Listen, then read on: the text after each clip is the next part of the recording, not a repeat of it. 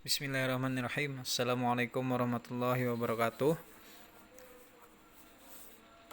Pada video kali ini Bapak akan menjelaskan responsi untuk persiapan praktikum pertemuan yang selanjutnya ya. Pada resep yang pertemuan kelima ini ada 3 resep ya. Jadi kita bahas satu-satu untuk cara pengerjaannya nanti. Pertama, kita lihat pada resep sediaan kapsul ya di sini. Bisa dilihat di sini ada resep standar Pulveras Acepico nomor 5 ya, dan ada tablet CTM. Nah, tuh tablet CTM 3 itu sebanyak 3 tablet karena kan di sini tertulis tablet. Beda kalau misalkan di sini tabletnya kedada cuma CTM, nah itu maka dinyatakan 3 gram. Tapi di sini kan ada tablet CTM 3, berarti sebanyak 3 tablet ya. 3 tablet. Kemudian ada laktosa, QS atau quantum statis. Nah, Miscepak Pulveras Miscepak lagi artis Pulveras da in capsule numero octem atau 8. Nomornya 8. Nah, di sini ada perbedaan untuk di Miscepak ini nomornya 8, kalau di sini nomornya 5. Bagaimana cara pengerjaannya ya? Nanti kita bahas di penimbangan. Dan di sini tidak ada DTD ya. Nah, otomatis tidak dikalikan nomor 8 ini. Bagaimana cara pengerjaannya? Perhitungannya di penimbangan nanti kita bahas. Untuk DM sudah pernah Bapak bahas ya di video sebelumnya yang pertemuan kelima, yang mana di sini DM-nya itu ada kandungan per kapsulnya karena tidak ada DTD di sini ya. Jadi harus dicari kandungan per kapsulnya berapa supaya nanti kita bisa menghitung persen 1 kali dan 1 hari dari masing-masing bahan yang ada DM-nya. Ya. Sudah, baru lanjut kita ke penimbangan. Nah, penimbangan di sini bisa kita lihat kan ada resep standar tadi nih, Pulveras Acepico nomor 5. Nah, ini resep standarnya ya. Bisa dilihat di sini Pulveras Acepico di buku FMS halaman 17 tertulis di sana asetosal 0,25, penacetin 0,25 dan kafein 0,05. Dan ada di bawahnya Miscepak Pulveras DTD nomero titik-titik atau bla bla bla. Nah, dilihat ya, nih poin pentingnya nih. Nah, di sini kan Miscepak Pulveras DTD nomero bla bla bla. Berapakah bla blanya itu adalah ini? 5. Ya. Dimintanya 5. Jadi nanti dari ketiga bahan ini itu dikalikan 5. Kenapa Pak jadi dikalikan 5? Maka DTD-nya kededa. Kalau DTD kededa itu pengaruhnya ke tiga-tiganya ini ya. Tapi kalau misalkan ada DTD di sini, misalkan di sini ada DTD ya, berarti nanti pengaliannya double, ada yang dikali 5 baru kali 8. Tapi ini bisa dinyatakan resepnya tidak rasional kalau ada DTD-nya. Maka ini tidak ada DTD kan, sudah. Nah, nanti di penimbangan dikalikan 5. Dari sini kan 0,25 nih asetosal. Nah, 0,25 dikalikan 5. 5-nya dapat dari mana sini? Ini 5 ini sini. Nah, itu ya. Sama penacetin kali 5, kafein kali 5. Cuma 3 bahan itu aja yang dikalikan 5. Nah, terus kenapa CTM-nya kada dikalikan 5, Pak? Karena CTM itu tidak termasuk dalam resep standar ini. Jadi cuma bahan-bahan yang untuk membuat Pulveras Acepico aja yang dikalikan 5. Karena di sini ada DTD nomero bla bla bla. Dan cuma 3 bahan ini aja yang dikalikan 5. Sedangkan tablet CTM itu di luar dari resep standar ini. Jelas ya? Nah, itu kemudian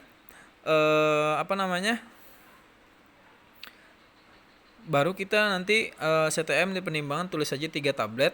Berapa bobotnya nanti dikosongi dulu. Kemudian ada mencari SL ya. Nah, jadi nanti kalian timbang dulu, kalian ambil saja 3 tablet, nanti untuk bobotnya berapa nanti kita bahas ya. Kemudian untuk SL-nya nanti ngapain, Pak? Nah, itu nanti dulu. Oke? Nah, sampai yang penimbangan ini dulu yang dikalikan 5 tadi. Sudah paham ya? Bapak harapkan bisa lah, sudah. Simple aja. Baru kita lanjutkan ke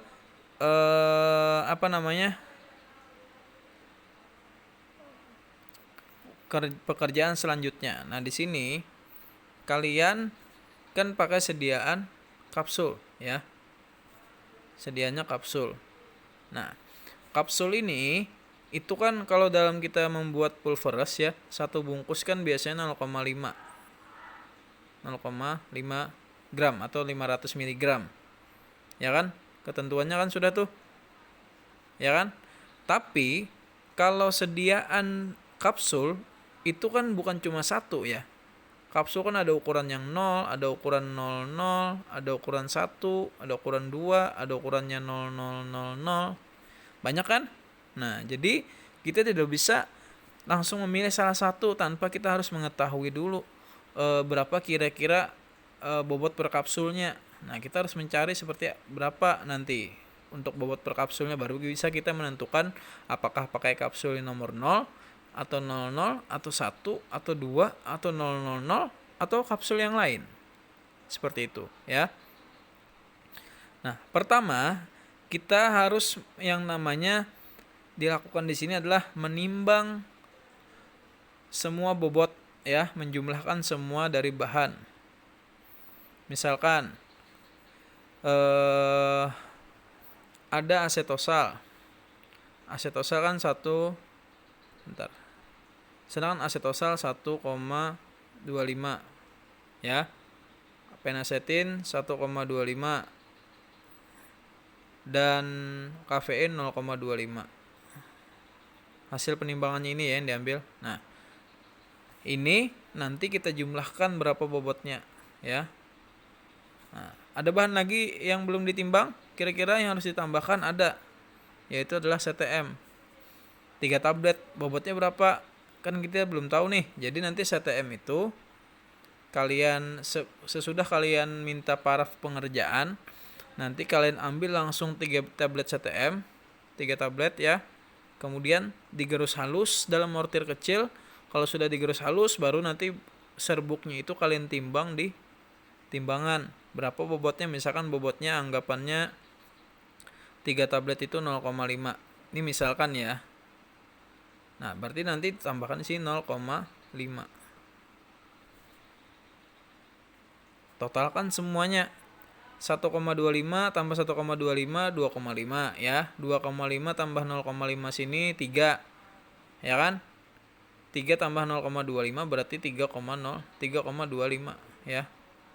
3,25 hasilnya. Nah, itu total keseluruhan. Tadi kan 3,25 ya. Ini 3,25 dibagikan dengan numeronya berapa kapsul ini? 8. Berapa hasilnya? Hasilnya adalah 0,40625. Bisa ditimbang? Tidak bisa kan? Jadi ini bisa kita bulatkan menjadi 0,4 saja. Ya. Nah, berarti nanti bobot serbuk per kapsulnya adalah 0,4 gram atau 400 mg per kapsulnya. Ya. Kan sudah dapat nih bobot per kapsulnya 400 mg. 400 mg. Ya. Nah, baru bisa kita menentukan berapa cangkang kapsul nomor berapa yang kita gunakan untuk bisa menampung ini. Ya kan? Kan ada kapsul itu ada yang nomor 0, itu volumenya adalah 0,5 atau 500 mg. Ada yang nomor 1 itu 0,35 350 mg. Kalau ada 00 itu 0,75. Nah, di antara 3 ini aja dulu, kira-kira yang cukup yang mana untuk menampung 400. Kalau yang nomor 1 ini tidak mungkin, karena ini pasti tumpah nanti, ya kan? Karena cuma bisa 350, sedangkan ini 400, ya kan? Kalau yang 0,75 itu cukup aja, tapi nanti terlalu kopong. Kalau misalkan yang 0 ini bisa, ya, atau 500. Kan volume kapsulnya ini kapsul ya, misalkan nih. Misalkan di sini kapsul. Ya. ini volumenya sama dengan 500 mg. Ya, tadi kan perlunya 400 tuh yang bobot per kapsulnya, kemungkinan terisinya segini. Ya kan? Ini 400. Masih ada kosong 100 mg kan? Nah, 100 mg ini nanti diisi oleh SL. Berapa SL yang diperlukan untuk 8 kapsul? Nah, nanti dihitungnya di sini nih.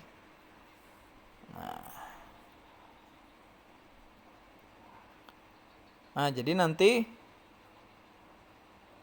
ya, anggap kita sudah bisa menentukan ya, kapsul yang dipilih adalah kapsul nomor 0, yaitu yang volumenya 0,5 atau 500 mg. Nah, nanti cara pengerjaannya di sini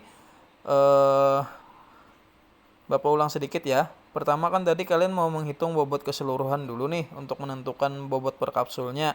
Nah, jadi nanti kalian jumlahkan dulu dari semua bahan bobotnya berapa. Nah, karena satu bahan itu belum lengkap datanya berapa bobotnya, kita harus mencari dulu ya kan, yang tablet CTM-nya 3 tablet nih. Anggapannya misalkan 0,5 gram ya atau 500 mg. 3 tablet itu bobotnya sekian. Tambahkan tadi kan, dapat hasilnya. Kalau hasilnya dapat dibagikan 8. Nah, tadi kan kesimpulannya kita dapat bobot kapsulnya per kapsulnya adalah 400 mg. Nah, kita pilih cangkang kapsul yang nomor 0 atau yang 500 mg. Ya kan? Jadi nanti 0,5 itu masukkan di sini 0,5. Nah, di sini dikalikan 8 dikurangkan dari bobot semuanya. Misalkan tadi kan bobot CTM dapatnya 0,5, tulis 0,5.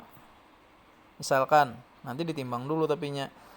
Ini dikalikan 8, 0,5 dikurangkan bobot ini, hasilnya berapa? Itulah nanti SL yang perlu ditimbang. Nah, itu untuk 8 kapsul. Gimana? Bapak harap kalian sudah paham ya dengan penjelasan Bapak ini. Nanti kita lanjutkan di lab lah mungkin. Nah, baru nanti cara pengerjaannya seperti biasa. Ya. Lanjut, kemudian ada resep sulfadiazin. Nah, ini adalah sediaan suspensi ya. Yang mana dalam resep ini itu ada sulfadiazin. Sulfadiazin itu adalah zat aktifnya nih sama dengan kalsi laktos. Nah, 2 zat aktif. Nah, di sini sulfadiazin itu dia itu tidak larut dalam air. Ya. Sulfadiazin itu sudah tidak larut dalam air. Kemarin sudah Bapak jelaskan ya di kelas ya kayaknya ya, untuk yang resep suspensi ini kan, yang kemarin itu sebelumnya kita membuat mucilago ya, ada zat aktif, ada PGS,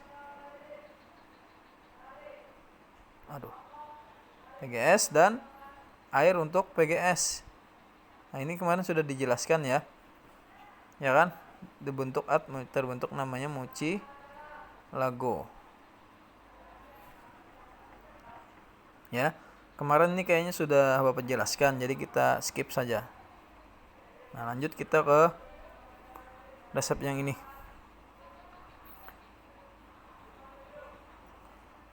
Resep yang ini